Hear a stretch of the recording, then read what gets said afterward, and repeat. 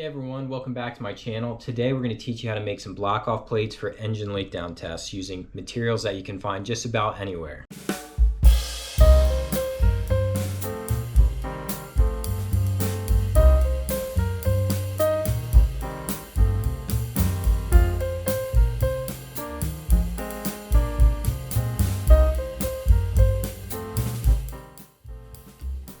What we're going to do is we're going to create block-off plates that are going to close off the openings of every port and opening on the engine.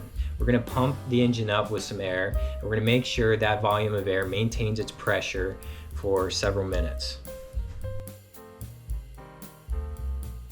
So the reason why we do an engine leak down test is to make sure air is not leaking in any part of the crankcase. When that is happening, your engine's just not going to run right. You're going to have acceleration issues. You're going to feel it. Something's off. You're letting air into the combustion chamber and is leaning out that mixture. So expect to redo your top end and to be back at square one with your rebuild.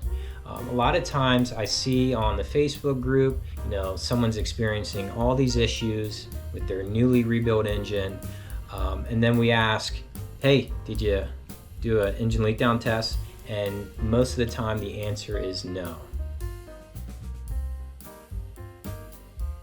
Now, if you experience a pressure drop while doing the test, that means you have an air leak somewhere. So get out a spray bottle, fill it up with soap and water, and spray down the case at every joint and mating surface.